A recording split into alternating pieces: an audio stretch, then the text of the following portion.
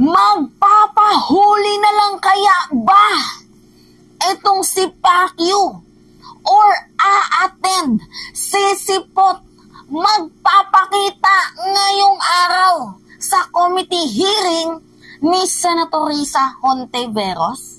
So tayo po ay nagtatanong lamang kasi ayon sa aking nakalap na balita na itong si Pastor Muki Buloy ay 50-50 daw po.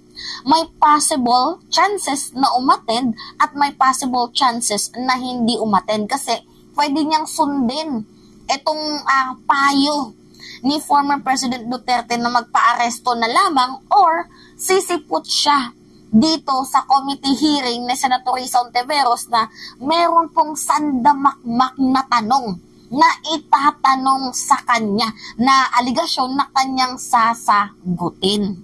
So ngayon guys, yan po yung ating nakalap na balita. Pero ito po yung totoong kumpirmado.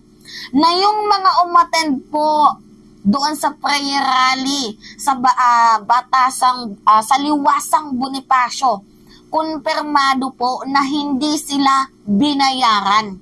Hindi talaga guys literal na binayaran kasi tinakasan po sila ng organizer.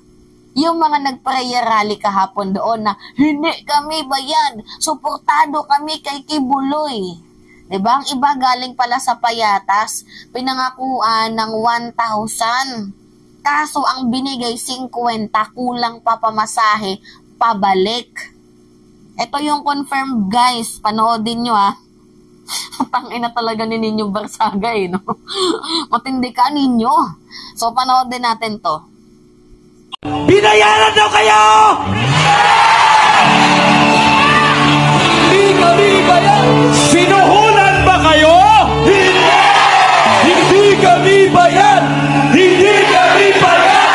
Hindi kami bayad! Hindi kami bayad! Hindi kami bayad! Wow!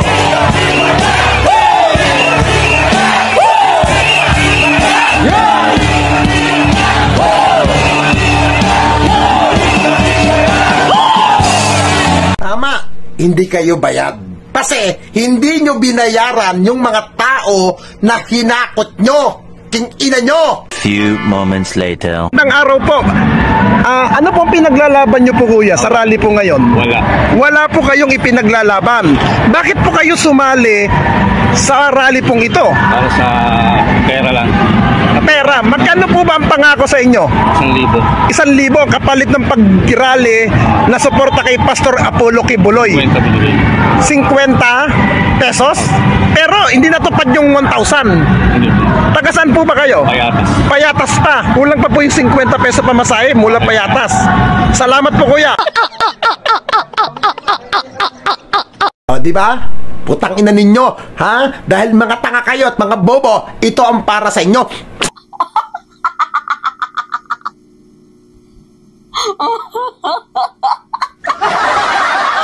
Natatawa ako sa pagmumura ni Ninyo Barsaga.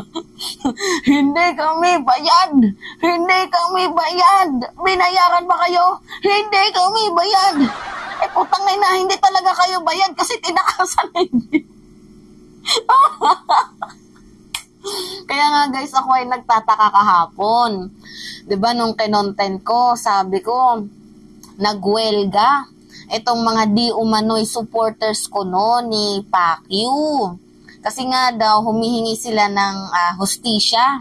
So dinidepensahan nila si Pastor Kibbs na wala daw po itong kasalanan, protect the human rights kay Kibuloy, ganyan-ganyan. Sabi ko, tangina, diba, sabi nila 4 million, 6 million yung followers ni Kibuloy. Pero nagtaka ako, bakit yun lang yung umattend?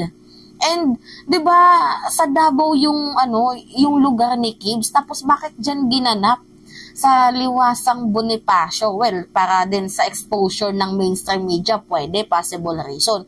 Pero, napaka-imposible na magkaroon siya ng hatak dyan sa kamay nilaan kasi mostly ng kanyang followers nandoon sa Davao. So talaga nga namang sabi ko, there must something wrong. So, kung may ibang eksena to.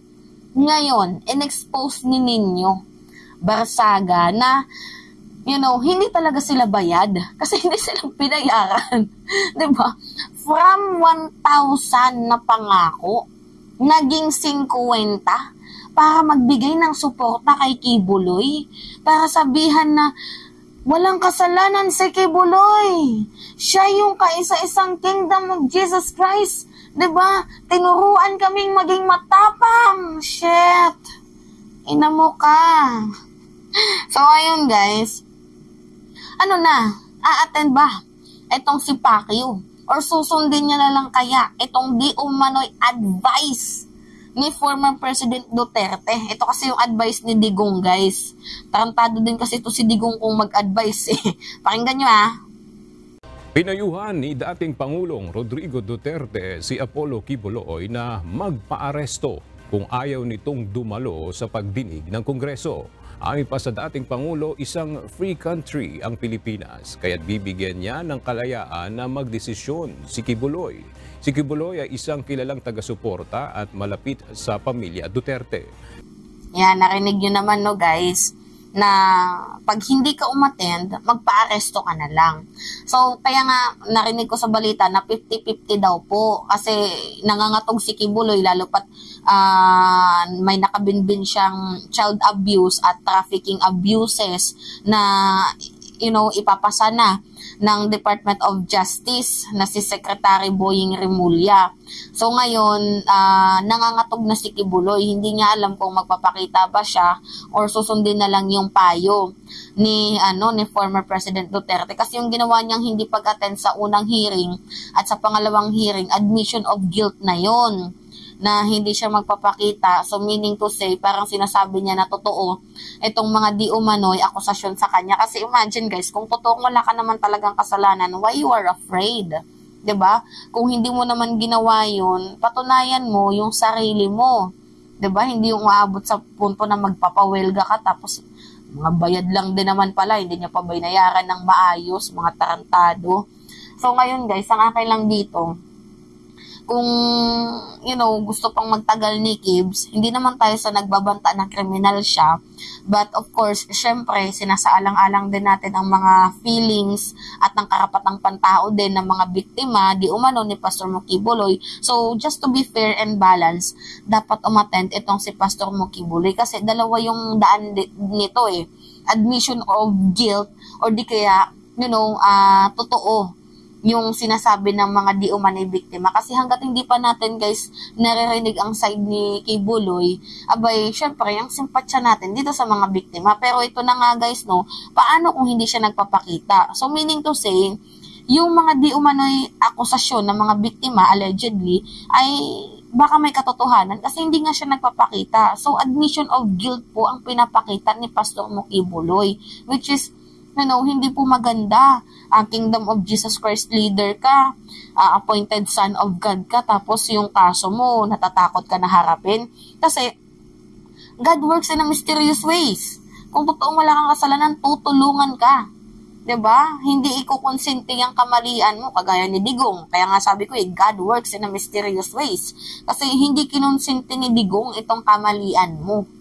So, nasa sayo yan kung magpapa-aresto ka na lang, or, harapin mo itong mga nakabinbin na mga aligasyon, akusasyon sa iyo. So anyway, yun lamang ho guys, at it's me again, si Mima Alicia nyo, at nagbabalik ulit para sa ating panibagong video.